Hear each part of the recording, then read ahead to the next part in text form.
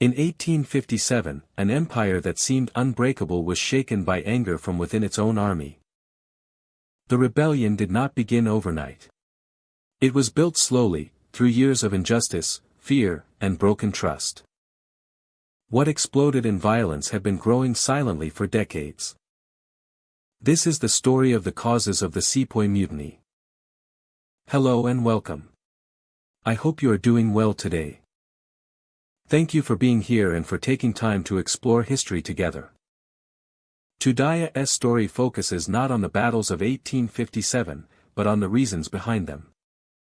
The Sepoy Mutiny did not happen by accident.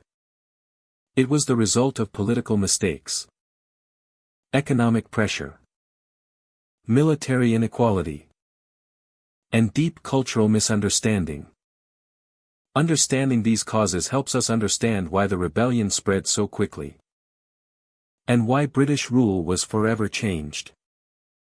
Before we begin, consider this question. Was the Sepoy Mutiny caused by a single trigger?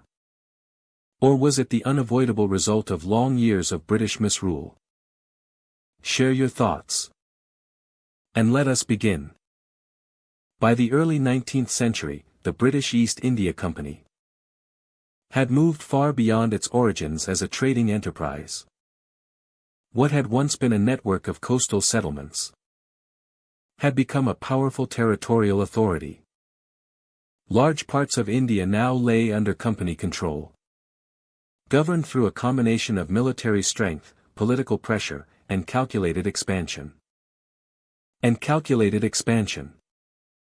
This growth did not happen all at once.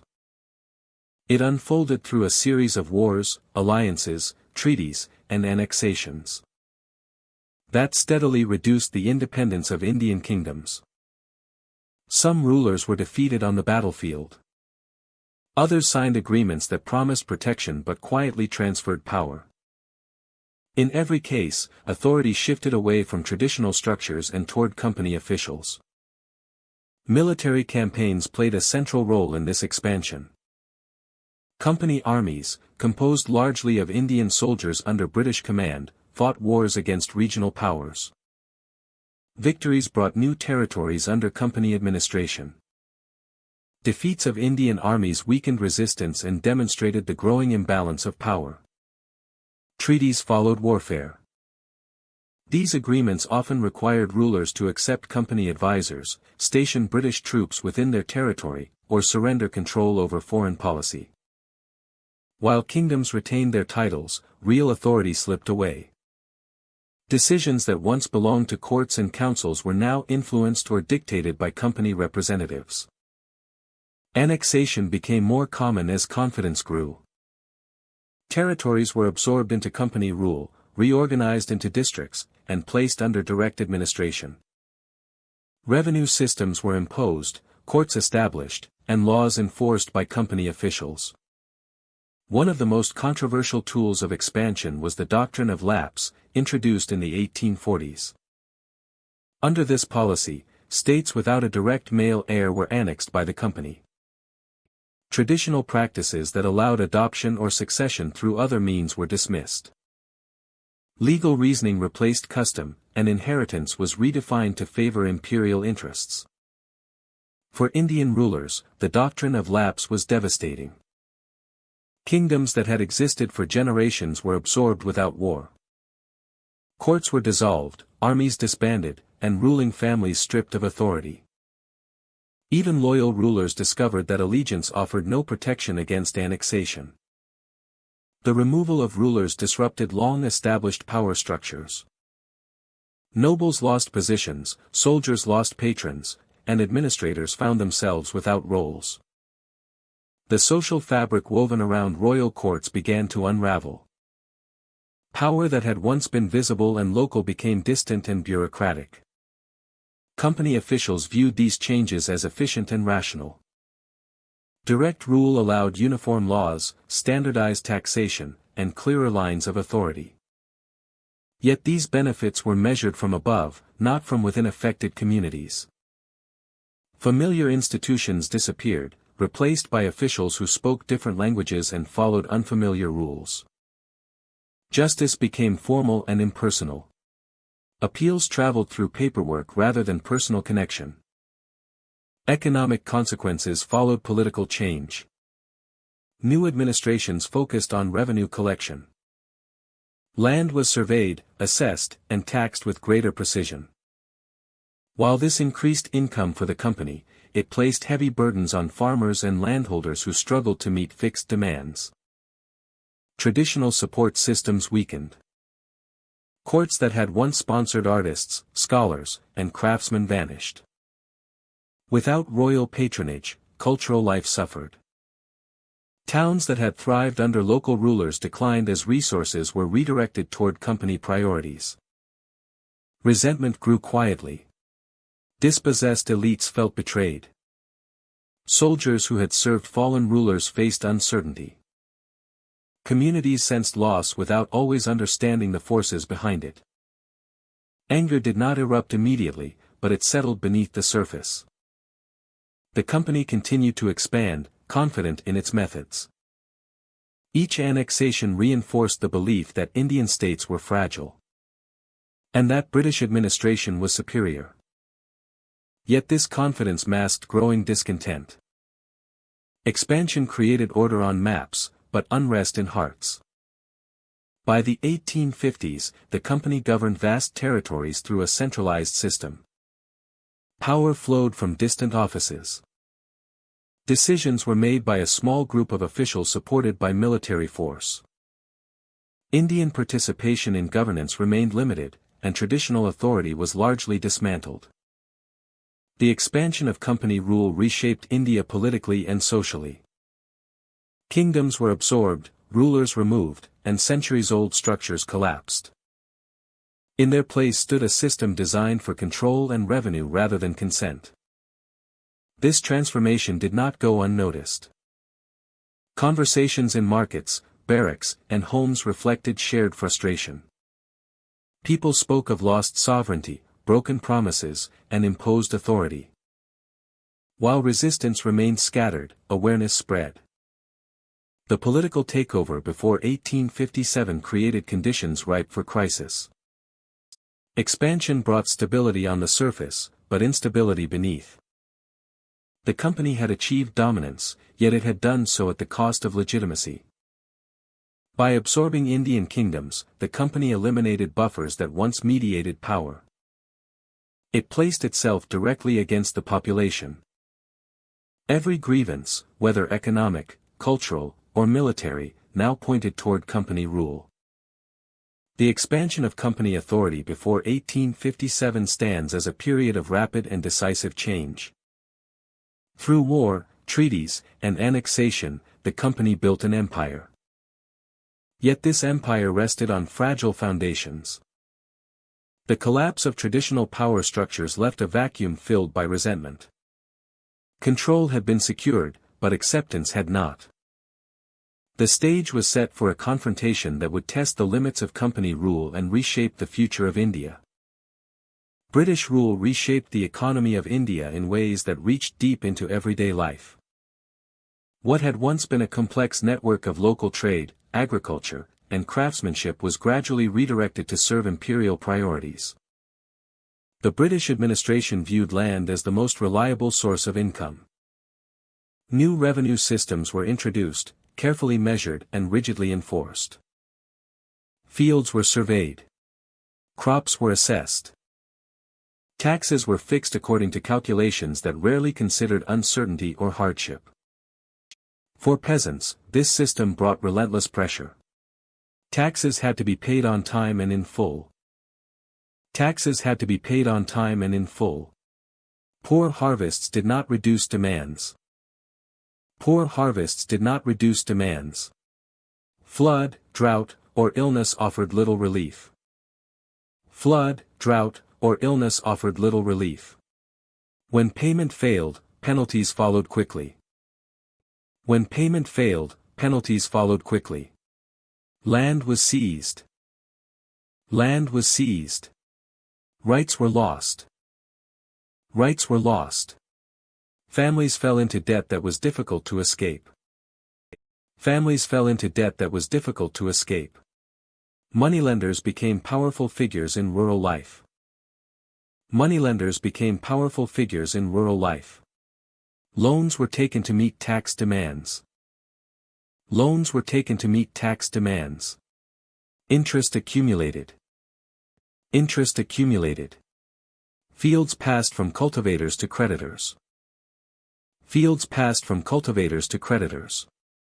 Generations that had worked the same land found themselves reduced to laborers or tenants. Generations that had worked the same land found themselves reduced to laborers or tenants. The countryside changed, marked by insecurity and fear. Agriculture, once shaped by local rhythms and needs, became tied to revenue schedules. Farmers planted crops that promised cash rather than food security. Risk increased, and the land no longer offered stability. It became a source of constant anxiety. While rural life struggled, urban economies also felt strain. Traditional industries that had supported towns and cities for centuries began to decline. Skilled artisans found their markets shrinking. Weavers, metalworkers, and craftsmen faced competition they could not match. British manufactured goods flooded Indian markets. Produced cheaply and in large quantities, they undercut local products. Cloth woven in distant factories replaced textiles made by hand. Workshops closed. Skills passed down through generations lost value almost overnight. Each year, more artisans abandoned their trades. Some sought work as laborers. Others joined the growing ranks of the unemployed. Urban neighborhoods that once echoed with craft and commerce grew quieter. Trade patterns reinforced this imbalance. India exported raw materials and imported finished goods. Cotton, jute, and other resources left the country. While manufactured items returned at prices local producers could not compete with. Wealth flowed outward, while local economies weakened. Employment opportunities narrowed. The new economy favored those connected to administration, transport, or trade with the British system. Clerical work, railways, and warehouses offered jobs. But they could not absorb the millions displaced from agriculture and craft. By the 1850s, the impact was visible across society. Poverty deepened. Unemployment spread. Families sold possessions, took loans, and relied on fragile networks of support. The British administration viewed these changes through the lens of efficiency and growth. Revenue targets were met. Trade volumes increased. Infrastructure expanded. On paper, the economy appeared productive. Yet these figures concealed the human cost of transformation. Economic hardship altered social relationships. Communities that had once supported each other faced division. Competition for scarce work increased tension. Migration became common as people moved in search of opportunity. Familiar landscapes changed as populations shifted. The burden was not evenly shared. Those closest to power found protection and opportunity. Those farthest away bore the heaviest cost. Inequality widened, reinforcing resentment and frustration. Anger did not always take the form of open protest. It grew quietly, shaped by experience. Farmers spoke of unfair taxes. Artisans remembered lost markets. Workers compared wages to rising prices. Conversations carried a sense of injustice that words could barely contain. British authority became associated not only with governance, but with hardship. Taxes were no longer abstract obligations. They were felt in empty granaries and lost fields. Imported goods were no longer symbols of trade, but reminders of exclusion. Anger did not always take the form of open protest. Economic pressure also affected loyalty. The strain of this system accumulated over time. Each year added weight. By policy reinforced dependence.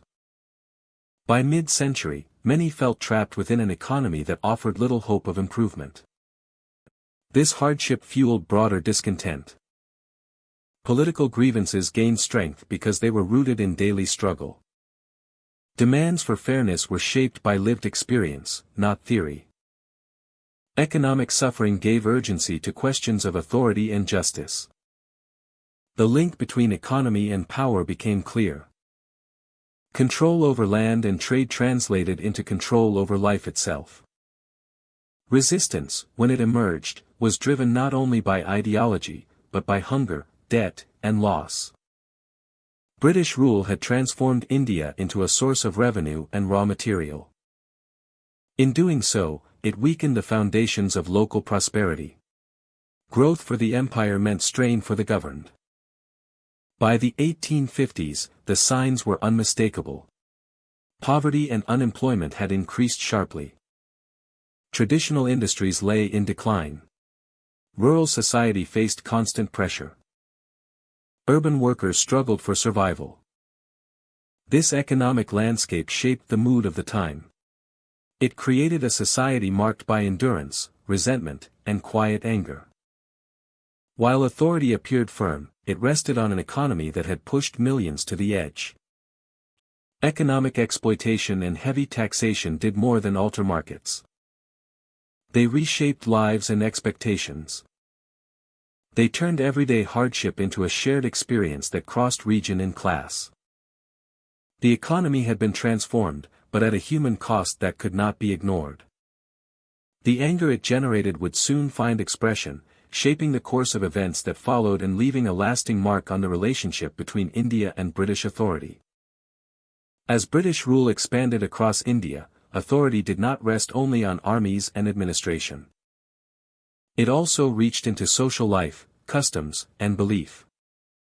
British officials often believed they were bringing progress and order to a society they viewed as stagnant. Yet their understanding of Indian traditions was limited, shaped by distance and assumption rather than lived experience. From the beginning, many reforms were framed as modernization. Laws were rewritten, courts reorganized, and new legal principles introduced. To British administrators, these changes appeared rational and humane. They believed uniform rules would replace what they saw as outdated practices. But to many Indians, these reforms felt intrusive and unsettling. Indian society was deeply rooted in custom, religion, and community authority. Social life followed patterns refined over centuries. Marriage, inheritance, and family structure were not merely legal matters. They were sacred, cultural, and personal. When colonial laws began to alter these areas, anxiety spread quickly. Changes related to marriage laws caused particular concern. Efforts to regulate age, consent, and legal recognition were interpreted as interference in sacred traditions. Many feared that once the state claimed authority over family life, nothing would remain protected from foreign influence. Inheritance laws also became a source of tension. Traditional systems varied by region, religion, and community. British legal codes attempted to simplify and standardize these practices. In doing so, they often ignored local nuance. Families worried that ancestral rights and customs would be overridden by distant courts. Religious practices were another sensitive area. British officials claimed neutrality, but their actions often suggested otherwise. Missionary activity expanded under imperial protection. Schools and institutions promoted Western education and values. Even when not forced, these changes created fear that local beliefs were under threat. For many Indians, the concern was not only about specific laws, but about intention. Was British rule content to govern land and revenue, or did it seek to reshape identity itself? Suspicion grew that modernization was a cover for cultural domination. The language used by officials deepened this mistrust. Indian traditions were often described as backward or irrational. Such judgments, even when casually expressed, carried weight. They suggested that British rule did not respect Indian civilization, but sought to replace it. Resistance did not always take the form of protest. Often it appeared as withdrawal, silence, or quiet refusal. Communities held more tightly to tradition, seeing it as a shield against change. Religious leaders warned followers to remain vigilant. Stories and rumors spread, amplifying fear. Miscommunication played a powerful role.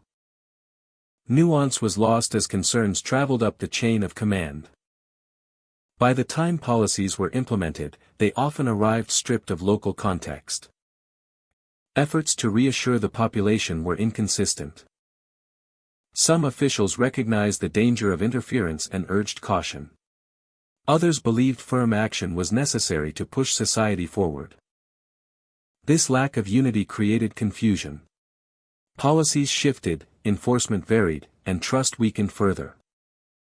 The belief that British rule threatened faith and culture became widespread. It did not require proof. It grew from lived experience, from stories shared in markets and homes. Once established, this belief shaped how every new policy was received. Many asked why a foreign power should decide moral standards. The question was not whether change was needed, but who had the right to impose it. By the mid-19th century, this tension had become deeply embedded. Social and religious interference was seen not as isolated incidents, but as part of a broader pattern. British rule appeared increasingly intrusive, extending beyond governance into the soul of society. This erosion of trust had lasting consequences. When crises emerged, such as military or political conflict, fears about cultural survival intensified reactions. What might have been negotiable became intolerable. Each misunderstanding reinforced the next. The issue was not simply reform, but relationship. British rule lacked the cultural intimacy required to navigate sensitive change. Authority was exercised without shared values or mutual understanding. In such conditions, even well-intentioned actions could provoke resistance. Over time, suspicion replaced trust. The space for dialogue narrowed. Communities assumed the worst, and officials grew defensive. A cycle developed, where fear shaped policy and policy deepened fear. Social and religious interference became a quiet but powerful force in shaping attitudes toward colonial rule. It influenced how people interpreted laws, orders, and intentions. It prepared the ground for broader opposition by framing British authority as a threat to identity. The legacy of this period endured long after specific reforms were forgotten. It left behind a sense that control extended too far, that governance had crossed into domination. This memory would inform future movements and resistance. In the end, British officials governed with confidence in their systems, but limited understanding of the society they ruled. Modernization without consent proved fragile. Laws without trust failed to persuade. The story of social and religious interference is a reminder that power alone cannot reshape belief. When authority ignores tradition, it creates fear. When fear spreads, suspicion follows. Under British rule, many Indians came to believe that their faith and culture were at risk. Whether intended or not, colonial policies fostered this perception. And once trust was lost, it became one of the most difficult things to restore. As British rule expanded and settled across India, attitudes hardened in subtle but powerful ways. What had once been a relationship shaped by distance and curiosity became one defined by hierarchy. Race increasingly determined status, authority, and respect. The language of command extended beyond offices and parade grounds into daily life. Everyday interactions reflected this belief, often quietly, sometimes openly. This shift left deep marks on both soldiers and civilians. Indian civilians felt the change first in social spaces. Public facilities were divided by race. Access depended not on wealth or education, but on identity. Places of leisure, transport, and residence carried invisible boundaries. Social life reinforced separation. British clubs, gatherings, and neighborhoods excluded Indians by custom if not by law. Contact was formal, limited, and controlled. Friendship across racial lines was rare and discouraged.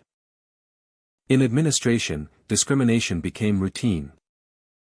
Indian officials worked under British supervision regardless of experience.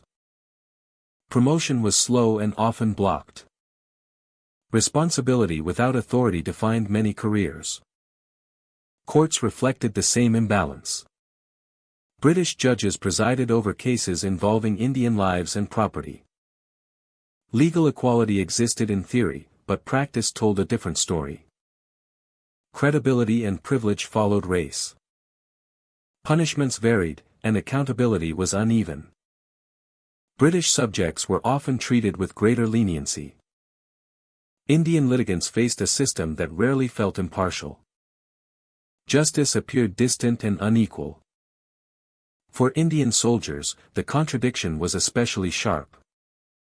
They formed the backbone of the colonial army. They trained hard, fought loyally, and served across continents. Yet respect did not follow service. Indian soldiers were paid less than their British counterparts. Living conditions differed. Opportunities for advancement were limited by race rather than merit. Even acts of bravery rarely translated into equal recognition. In daily routines, separation was enforced. Dining, housing, and recreation followed racial lines. British officers maintained social distance from Indian ranks. Authority was reinforced through exclusion. Soldiers who risked their lives for empire were reminded constantly of their inferior status. Uniforms could not erase inequality. Discipline could not mask humiliation. Language deepened the divide. Orders were often delivered without explanation or respect. Cultural understanding was minimal. Assumptions replaced dialogue. For civilians, similar patterns emerged. Educated Indians found themselves barred from social equality. Professional success did not guarantee acceptance. Talent was acknowledged, but rarely rewarded fully. Over time, these experiences accumulated. Humiliation became part of daily existence for many. It was not always dramatic or violent. It was constant, quiet, and wearing. Resentment grew in spaces where loyalty was expected. In the army, soldiers compared sacrifice with treatment. They noted the gap between duty and dignity. Trust began to erode.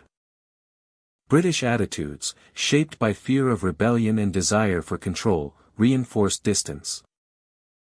Racial hierarchy became a tool of security as much as belief. Yet this approach carried consequences. By denying equality, the empire weakened its moral authority.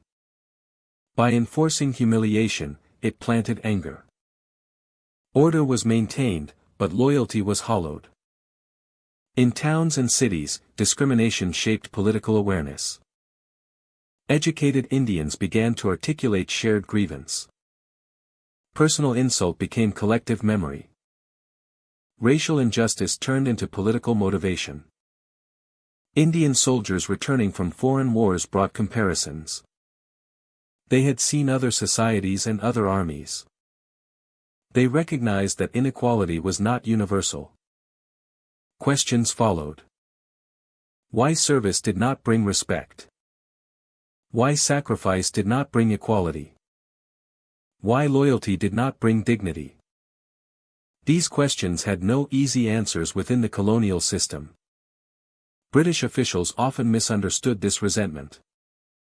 They saw obedience and assumed acceptance. They mistook silence for consent.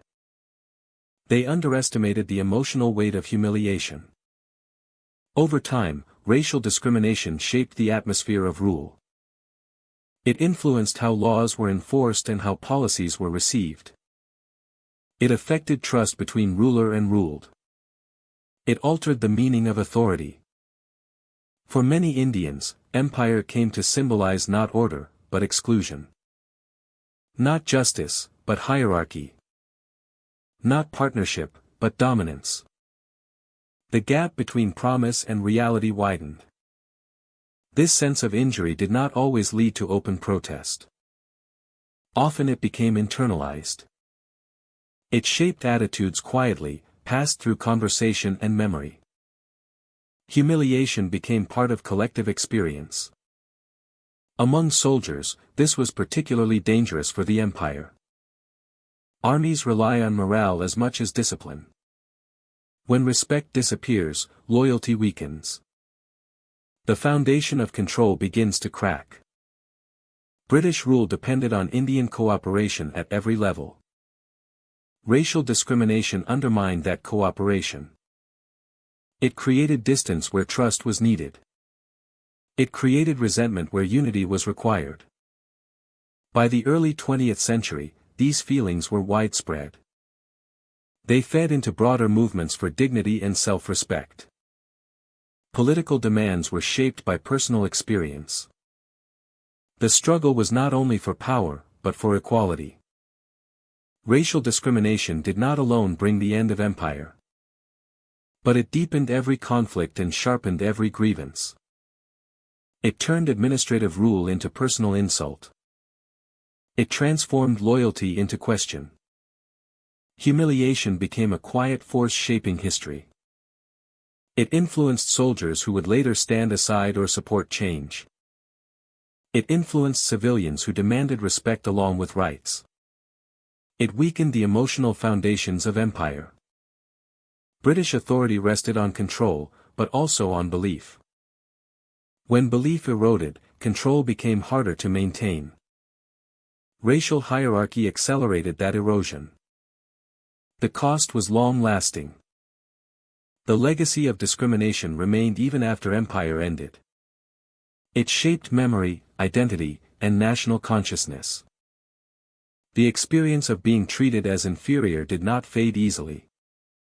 It became part of how colonial rule was remembered. Racial discrimination and humiliation were not accidents of empire.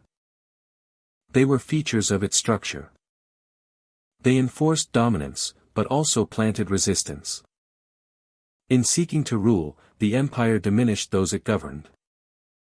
In the end, authority built on inequality could not endure. Respect denied too long becomes resistance. And humiliation, repeated daily, becomes a powerful force for change. For decades, the Sepoy army stood as the silent foundation of company power in India. These Indian soldiers filled the ranks, guarded distant frontiers, and enforced authority across towns and countryside. Their presence gave the company strength far beyond what its European numbers alone could sustain. Order rested on their discipline, and rule depended on their obedience. Sepoys were trained carefully and expected to follow commands without hesitation. Drill grounds shaped their movements. Routine shaped their days. Loyalty was praised as a virtue, reinforced through ceremony and habit. Many soldiers took pride in their regiments, their uniforms, and their reputation for reliability. Service offered structure and steady income in an uncertain world. Yet beneath this surface of order, dissatisfaction slowly grew. Sepoys were paid less than British troops, even when performing the same duties under the same risks. The difference was known and felt. Wages were enough to survive, sometimes even to support families back home, but the imbalance carried meaning. It reminded soldiers that equality was not part of the system they served. Promotion opportunities were limited by design. Indian soldiers could rise only so far, regardless of experience or ability. Senior authority remained firmly in British hands. Years of service might earn respect within the ranks, but rarely brought true advancement.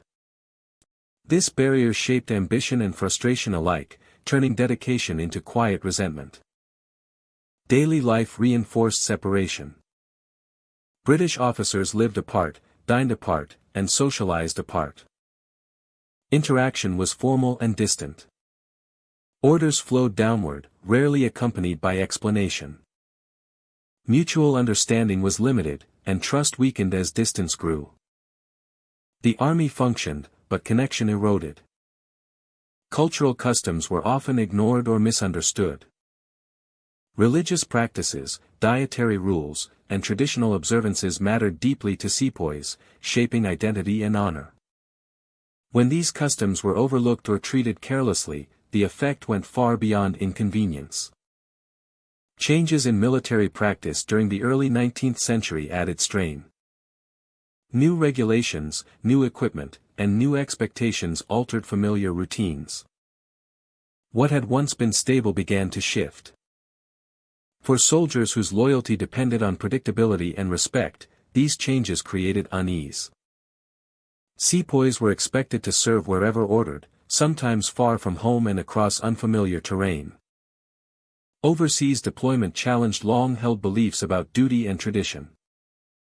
Service that crossed cultural boundaries raised questions that commanders often failed to address. Discontent settled into silence, shared quietly among peers rather than raised through official channels. The absence of dialogue allowed tension to deepen unnoticed. By the 1850s, morale within the Sepoy army had declined dangerously. Soldiers continued to drill, march, and obey, yet the emotional bond that sustained discipline was fraying.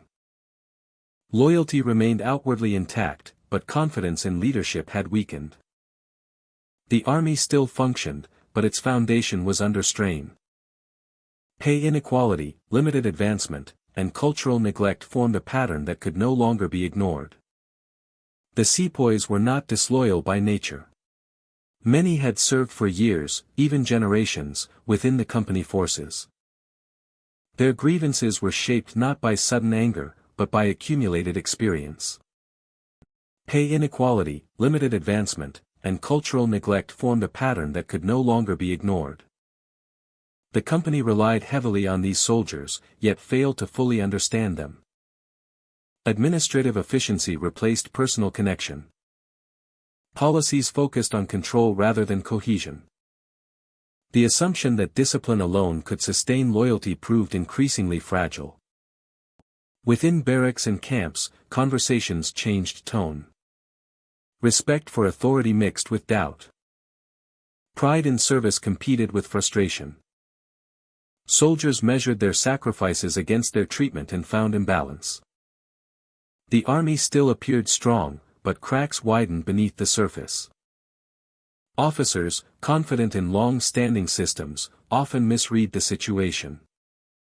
Obedience was mistaken for contentment. Silence was taken as acceptance. The warning signs of declining morale went largely unnoticed until they could no longer be contained. The Sepoy army stood at a crossroads.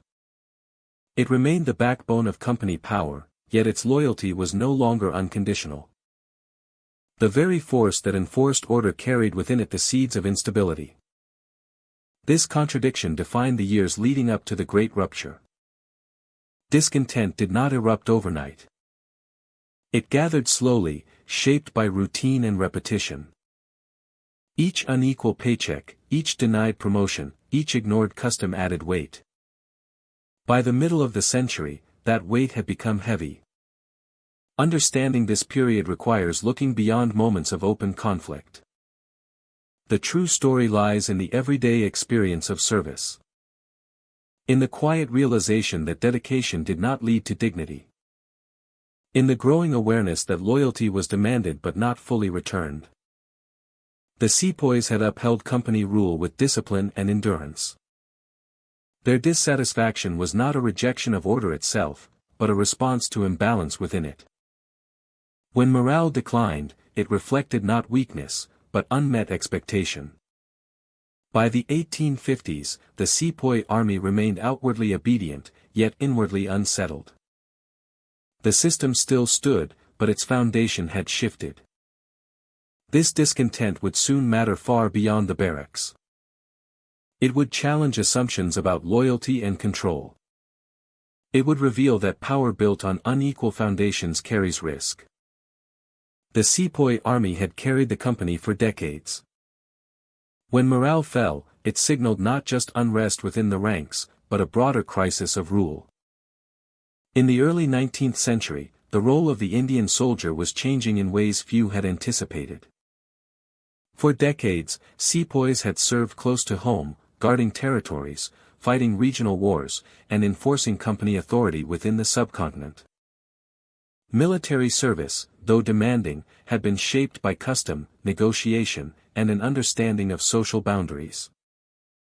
That balance began to shift as the British East India Company expanded its ambitions beyond India's shores. As imperial interests grew, so did the need for manpower overseas. Campaigns in Southeast Asia, the Middle East, and other distant regions required experienced troops. British commanders increasingly looked to the Indian Army to fill this demand. Sepoys were disciplined, skilled, and already integrated into company forces.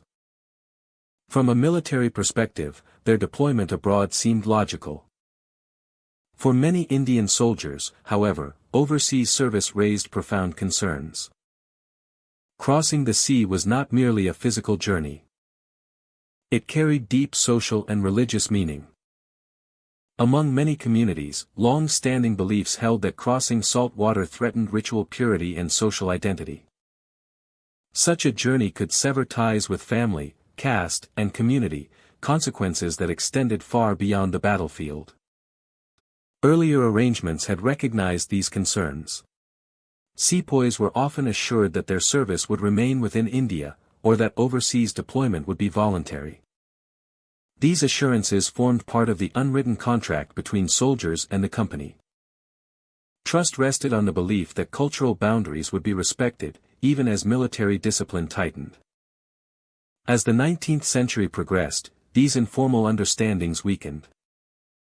The Compania's priorities shifted toward efficiency and flexibility. Military planners sought uniform rules that could apply across regiments. Custom was increasingly seen as an obstacle rather than a foundation of loyalty. Rumors began to circulate through cantonments and villages. Stories spread of units sent far from home, of men forced onto ships against their will. Whether accurate or exaggerated, these accounts fed anxiety. The sea became a symbol of loss, not only of land, but of status and belonging. The turning point came in 1856 with the introduction of the General Service Enlistment Act. This law required new recruits to accept service wherever the company demanded, including overseas. What had once been a matter of choice was now compulsory. The act applied broadly, altering the expectations of military service. For sepoys, the law felt like a betrayal. It overturned long-standing assumptions and dismissed deeply held beliefs. The company had not merely changed policy. It had altered the moral framework of service. Soldiers who had sworn loyalty under one understanding now faced demands under another. Anger did not erupt immediately. Instead, resentment spread quietly. Conversations in barracks grew tense. Letters home carried worry and confusion. The sense of honor attached to service began to erode, replaced by fear of exclusion from community and ritual life. Loss of status weighed heavily. For many sepoys, identity was shaped by more than uniform and pay. It was rooted in social recognition and religious practice. Overseas service threatened both. Returning home after crossing the sea could mean exclusion, loss of standing, or lifelong stigma.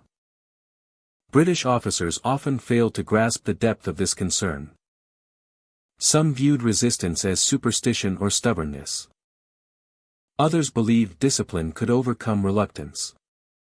Few understood that the issue was not refusal to fight, but fear of social death. The General Service Enlistment Act also created division within the Army. Older soldiers who had enlisted under earlier terms felt especially wronged.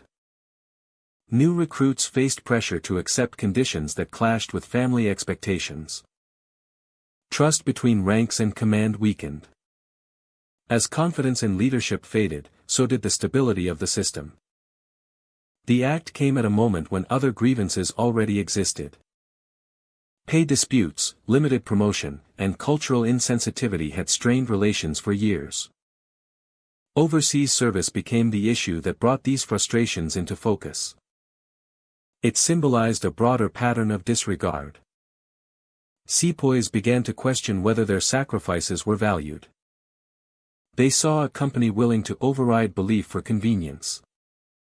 The promise of mutual respect that had once underpinned service seemed hollow. Silence settled over the army, but it was not calm. It was restraint. The fear of consequences kept resistance contained, yet anger deepened. The gap between obedience and loyalty widened.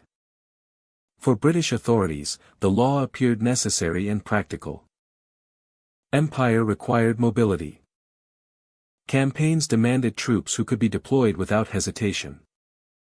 Yet the cost of this efficiency was not measured in immediate terms. By enforcing overseas service, the company crossed an invisible line.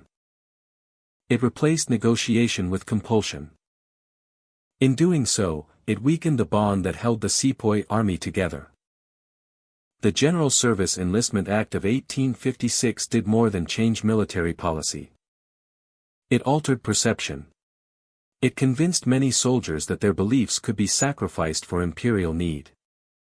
Once that belief took hold, trust was difficult to restore. In the months that followed, the Sepoy army remained outwardly disciplined. Drills continued. Orders were obeyed. Yet beneath the surface, confidence had fractured. The sense of shared obligation that had sustained company rule was fading. Overseas service became a symbol of loss. Loss of choice. Loss of respect. Loss of status. It stood for a future in which Sepoys felt increasingly powerless over their own lives. This shift did not cause immediate rebellion, but it prepared the ground for crisis. When further grievances emerged, they found an army already unsettled, already questioning its place. The story of overseas service and loss of status is a story of misunderstanding and broken trust. It reveals how policy, when imposed without regard for belief, can undermine even the strongest institutions. In the years before 1857, the Sepoy army still stood in formation. Yet the foundation beneath it had begun to crack.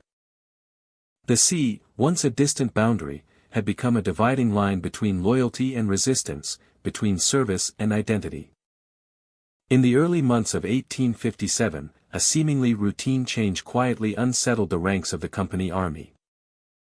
New rifle cartridges were issued to Indian soldiers, part of a broader effort to modernize equipment and improve efficiency.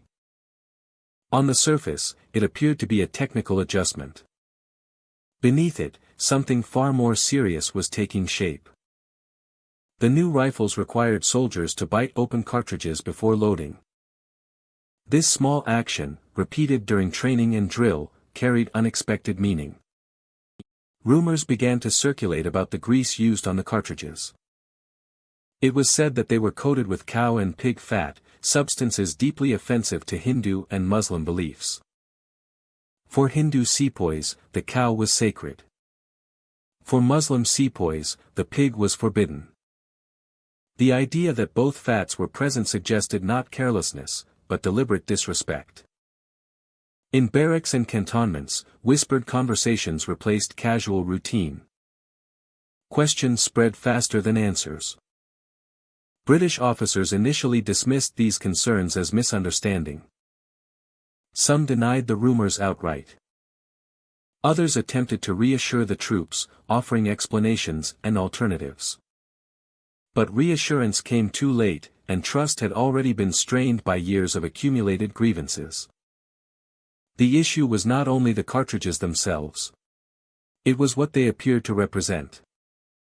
Religious practice had long been a sensitive matter within the company army. Officers knew that respecting belief was essential to maintaining loyalty. Separate cooking arrangements, allowances for festivals, and careful regulation of routine had been part of military life. These measures created the appearance of accommodation, but beneath them lay tension. The cartridge controversy cut through this fragile balance. Whether the grease was actually made from cow and pig fat became almost irrelevant. What mattered was belief. Once the rumor took hold, it reshaped perception.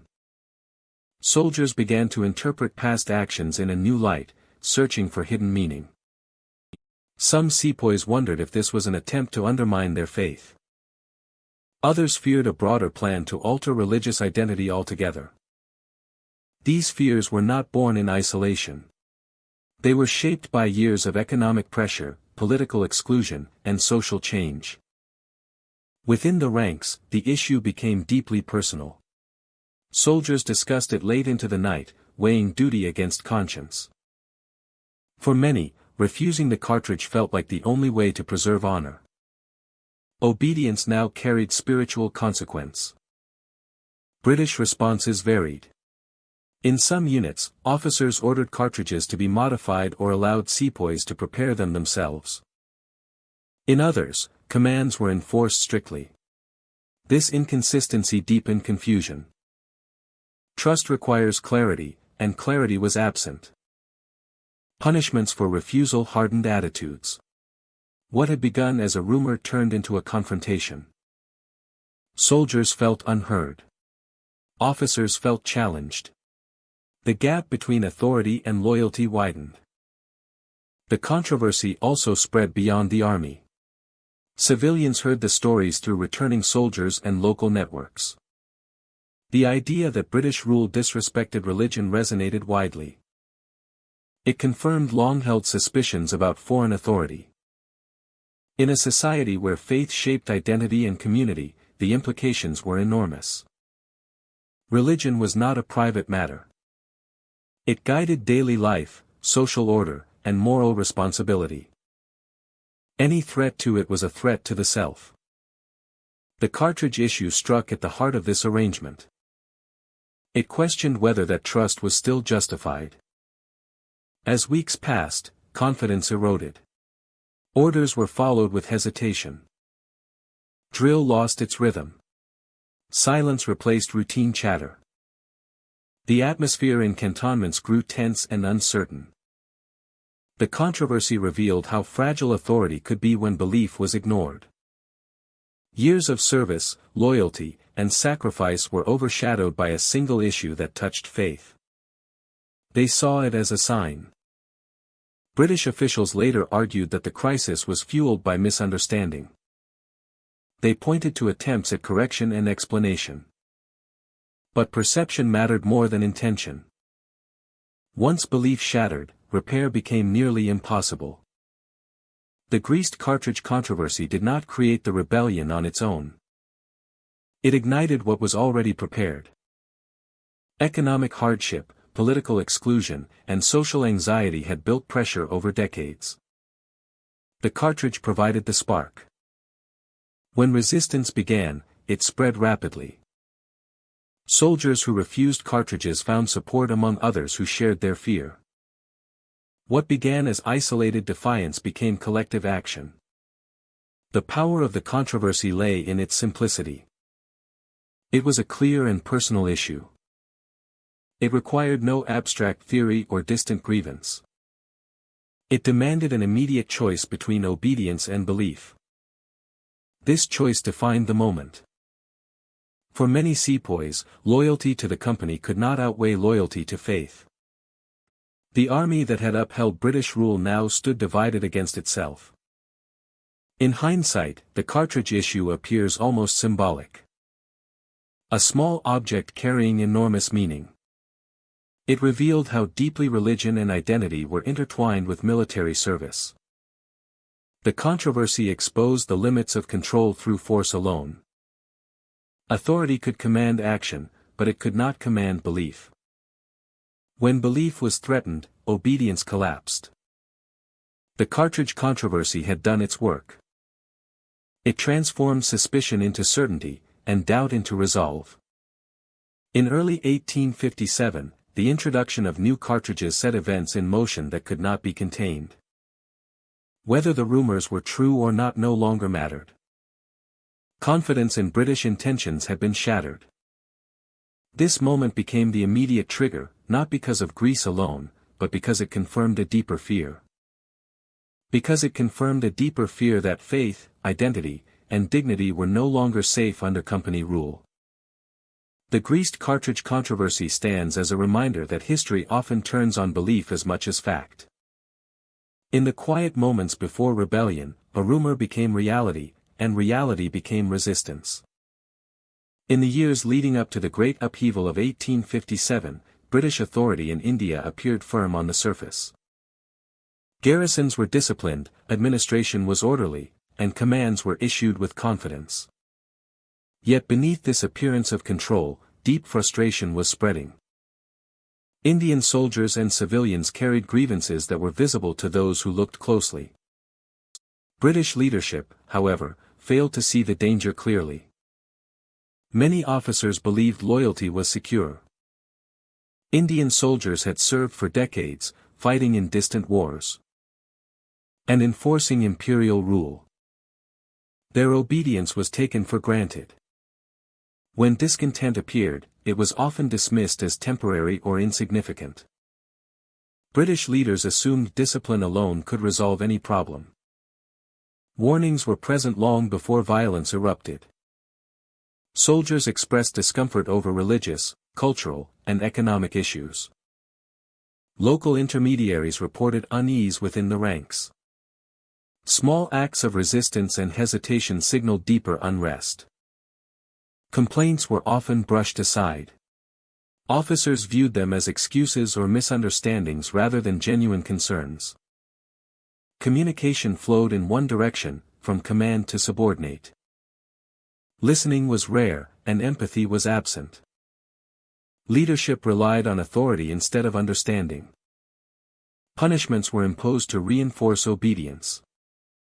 Public discipline was meant to restore order and deter dissent. Instead, it deepened resentment.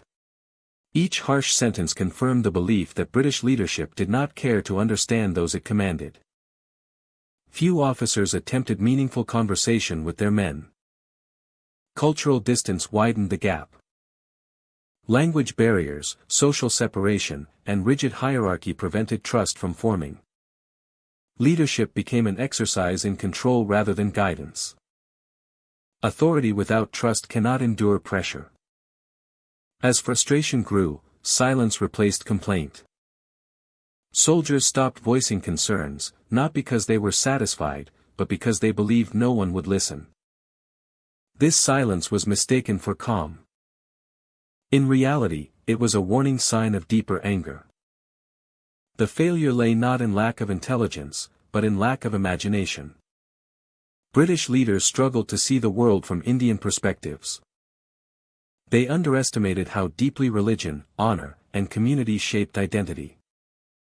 Actions that seemed minor to officers felt deeply threatening to soldiers. Harsh discipline also sent a message beyond the army. Civilians observed how authority was exercised. Stories of punishment and humiliation spread through towns and villages. The image of British leadership shifted from protector to oppressor in many minds. Within the ranks, loyalty eroded quietly. Soldiers began to see themselves not as partners in rule, but as instruments used without respect. Once this shift occurred, obedience lost its moral foundation. Orders were followed out of fear, not trust. Leadership requires anticipation as much as reaction. British officers reacted only when defiance became visible. The moment for prevention had passed. The opportunity to address grievances early was lost through dismissal and delay. The rigid structure of command contributed to this failure. Junior officers hesitated to report problems upward, fearing blame or ridicule. Senior leaders received filtered information that downplayed risk. The system rewarded reassurance, not honesty. When open resistance finally erupted, British leadership was shocked by its scale and intensity. They had believed discontent was limited and manageable. The growing resentment, cultural misunderstanding, economic strain, and harsh discipline formed a dangerous combination. Each issue was treated in isolation, weakening the response. In hindsight, the warning signs appear clear. The absence of dialogue proved decisive. Without channels for discussion, frustration had no peaceful outlet. When expression is blocked, pressure builds until it bursts. British leadership provided no release, only resistance. When challenged, the instinct was to punish rather than engage. This failure was not limited to individuals. It reflected a broader mindset within imperial command. Authority was assumed to be self-sustaining. Loyalty was expected, not earned. When challenged, the instinct was to punish rather than engage. The consequences were profound. Violence spread rapidly, fueled by anger that had been allowed to grow unchecked. British control was challenged in ways few had imagined possible. The cost was immense on all sides. Leadership is measured not only by strength, but by judgment. In this case, judgment failed. By underestimating Indian anger, ignoring warnings, and dismissing complaints, British officers lost the opportunity to prevent catastrophe. The harshness of their response deepened the divide. Discipline without understanding hardened resistance. Each act meant to restore order instead prepared the ground for greater conflict. The failure of British leadership did not create discontent, but it allowed it to ignite. Tension had existed for years, waiting for a spark. Poor leadership provided both fuel and opportunity. This moment stands as a lesson in the limits of authority. Power enforced without listening can appear strong, but it is fragile. When trust collapses, control becomes illusion. In the end, British leadership faced the consequences of its own assumptions. By believing anger could be suppressed rather than addressed, it allowed resentment to transform into open revolt. The explosion of violence was not sudden. It was the result of a long failure to lead. The story of this failure reminds us that leadership demands humility as well as command. Without dialogue, empathy, and foresight, even the strongest authority can unravel. In the months before the rebellion of 1857, an invisible force moved faster than any army. It did not march or carry weapons. It traveled through whispers, letters, songs, and stories. Fear spread quietly, shaping thought and emotion long before action followed. Across cantonments, villages, and market towns, rumors began to circulate. They passed from soldier to soldier, from traveler to farmer, from preacher to listener. Each retelling added urgency. Each repetition deepened anxiety. Many of these stories focused on religion. It was said that ancient beliefs were under threat. People feared that customs, rituals, and sacred practices would be erased. In a deeply religious society, such fears carried immense weight. Soldiers spoke of forced conversions. Civilians spoke of sacred places being disrespected. Whether true or exaggerated, the stories felt real to those who heard them. Suspicion grew where trust had once existed. The army became a central channel for these rumors. Indian soldiers lived between two worlds. They served British officers by day, and returned to their communities by night. They carried stories back and forth, linking military life with civilian fear. Cantonments that once felt orderly now buzzed with tension. Men spoke in hushed voices. Questions were asked quietly, then shared more openly. Why were changes being made? Why traditions were no longer respected? Communication moved along familiar routes. Pilgrims, traders, and messengers carried news from one region to another. Rivers, roads, and railways became pathways not just for goods, but for anxiety. What began as a local concern soon felt universal.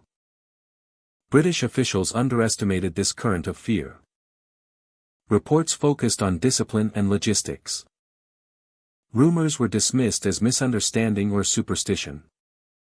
But misunderstanding itself became a powerful force. The lack of clear communication made matters worse. Policies were introduced without explanation. Silence from authority allowed speculation to grow. In the absence of reassurance, imagination filled the gap. Fear has a unifying quality. It dissolves differences and creates shared purpose. Soldiers from different regions and backgrounds found common cause in anxiety. Civilians who had little connection to military life felt the same unease. The sense of threat did not need proof. It needed only belief. Once belief took hold, every new action by authority was interpreted through suspicion. Neutral decisions appeared hostile. Routine changes felt dangerous. Rumors gained strength because they aligned with lived experience. Racial discrimination and social distance had already created resentment. Stories of religious threat confirmed what many already felt. The empire was no longer seen as distant, but invasive. As weeks passed, fear hardened into expectation. Conversations shifted from uncertainty to inevitability. Something was coming, and it felt unavoidable. When rebellion finally broke out, it did not feel sudden to those involved. The first acts of rebellion sent shockwaves outward. News traveled rapidly, faster than official dispatches. Each account inspired another. Each uprising validated the next. The rebellion spread with remarkable speed. What made this spread possible was not organization alone. It was emotional readiness. People were already aligned by fear and belief. They needed only a signal to move. People were already aligned by fear and belief. Cities and towns learned of events through rumor before confirmation. By the time authorities reacted, attitudes had already shifted. Control relied on loyalty that was no longer secure. Confidence collapsed quickly. The empire discovered that order enforced by discipline could not withstand shared fear. Once fear unified soldiers and civilians, separation broke down. Barriers between military and society dissolved. Resistance became collective. Rumors continued to evolve during the rebellion. Some exaggerated victories. Others predicted divine support or inevitable success. These stories sustained morale and determination. British responses were slow and fragmented. Communication lagged behind rumor. Attempts to restore calm arrived after panic had already done its work. Trust could not be rebuilt overnight. The spread of rebellion revealed how deeply fear had penetrated society. It was not confined to one cause or region. It was widespread, layered, and emotional. It moved faster than reason. Fear altered perception of reality. Acts of authority were seen as threats. Silence was seen as confirmation. Every rumor felt plausible because it matched existing anxiety. In retrospect, the rebellion was not only a military event. It was a psychological one. It showed how belief can mobilize masses without formal leadership. How stories can overpower structures. British rule depended on predictability. Rumor destroyed predictability. It replaced routine with uncertainty. It turned order into suspicion.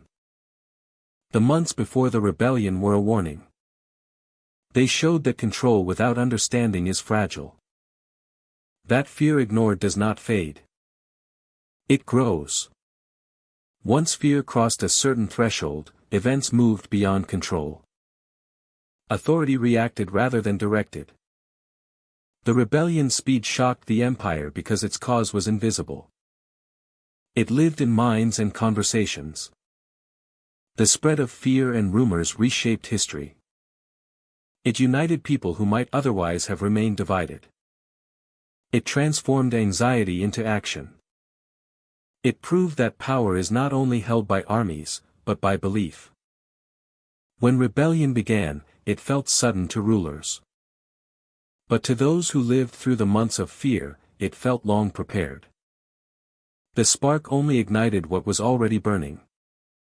In the end, rumors did not merely accompany rebellion. They enabled it. They carried fear across distance and difference. They turned uncertainty into shared resolve. The empire learned too late that fear travels faster than force. And once fear spreads, it cannot be commanded back into silence. By the middle of the 19th century, British rule in India appeared firm and unchallenged. The company governed vast territories through law, revenue, and military discipline. Roads, offices, and cantonments gave an impression of order. Yet beneath this surface, pressure was building steadily, quietly, and relentlessly. Political dispossession lay at the heart of growing resentment. Indian rulers who had once governed their own lands were removed through annexation and policy. Kingdoms were absorbed, courts dissolved, and authority transferred to distant administrators. Old elites lost power, influence, and purpose. Their displacement unsettled entire regions, creating a sense of injustice that spread far beyond royal circles. Economic hardship deepened this unrest. New land revenue systems demanded fixed payments, regardless of harvest or circumstance. Peasants struggled to meet these demands. Debt increased. Land changed hands. Rural life became more fragile, shaped by obligation rather than security. Urban centers faced their own pressures. Craftsmen and traders struggled under changing markets and competition. Traditional industries declined as new economic priorities took hold. Employment became uncertain. The promise of stability under company rule faded for many, replaced by anxiety and dependence. Religious fear added another layer of tension. Policies and reforms introduced by the company often ignored deeply held beliefs. Even when intentions were administrative or practical, the lack of consultation created suspicion. Communities worried that traditions were under threat. Faith, closely tied to identity and honor, became a sensitive fault line. Missionary activity and social reform debates intensified these concerns. Many Indians feared that their way of life was being reshaped without consent. Rumors filled gaps left by poor communication. Each misunderstanding widened the distance between rulers and the ruled, turning uncertainty into apprehension. Within the army, these pressures were especially acute. Indian soldiers, known as sepoys, formed the backbone of company power. They were disciplined, experienced, and loyal by tradition. Yet their service existed within a system of inequality. Pay was lower than that of British troops. Promotion was limited. Authority remained distant. Military injustice became harder to ignore. Sepoys were expected to fight, march, and sacrifice, often far from home. Their concerns were rarely addressed with care. Cultural practices, especially related to religion and diet, were sometimes treated as obstacles rather than foundations of morale. Each disregard carried emotional weight. The army relied on obedience, but loyalty is sustained by respect. Over time, that respect eroded. Complaints were shared quietly among soldiers, not through official channels. Silence masked dissatisfaction. Discipline remained, but trust weakened. These forces did not operate in isolation. Political dispossession affected elites who influenced communities. Economic hardship touched peasants and workers alike. Religious fear crossed class and region. Military injustice unsettled the very force meant to uphold order. Together, they formed a shared atmosphere of grievance. By the 1850s, this atmosphere was unmistakable. The company still governed, but without the confidence it once enjoyed. Authority was enforced, not accepted. Stability depended on routine rather than belief. The system functioned, but its foundations were strained. The Sepoy Mutiny did not emerge from a single decision or moment. It grew from accumulation. Each policy that ignored local reality added weight. Each reform introduced without dialogue widened distance. Each act of inequality reinforced the sense that power was exercised without understanding. Warnings were present, but often overlooked. The outward calm of administration hid inward unrest. Reports focused on efficiency rather than emotion. Obedience was mistaken for contentment. The assumption that order equaled loyalty proved dangerous. When unrest finally surfaced, it shocked those who believed control was complete. Yet to those living within the system, the signs had been visible for years. The rebellion was not sudden. It was the release of long-contained pressure. Calling it inevitable does not deny the complexity of history. It recognizes that conditions matter. When political exclusion, economic strain, religious anxiety, and military injustice converge, stability becomes fragile. The rebellion was not created by chance, but by structure. The company had built a system designed for extraction and control. It valued order over inclusion. Efficiency over empathy. Over time, this imbalance produced resistance. The uprising was not a rejection of all change, but a response to change imposed without voice. Understanding the rebellion requires looking beyond the spark to the ground it fell upon. By 1857, the ground was ready. The spark merely revealed what had already formed. The Sepoy Mutiny stands as a reminder that power sustained by force alone is vulnerable. Governance without participation breeds distance. Distance breeds misunderstanding. And misunderstanding, left unaddressed, can turn into revolt. This was a rebellion waiting to happen. Not because of fate, but because of choices made and voices ignored. British rule had created the conditions. The outcome followed naturally. The events of 1857 would reshape governance, memory, and resistance. But the story begins earlier, in policies and practices that quietly transformed dissatisfaction into resolve. When the moment arrived, it felt sudden. In truth, it had been building for years. The rebellion was not an accident of history. It was the result of pressure meeting opportunity. And once it began, it revealed a truth that empire could no longer ignore. Control without consent is never secure.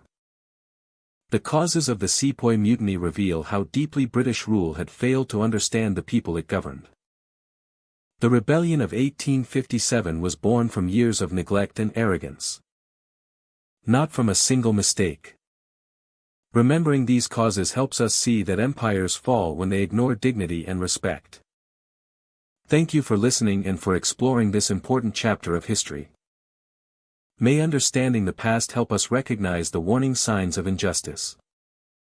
Until next time, take care, and stay curious.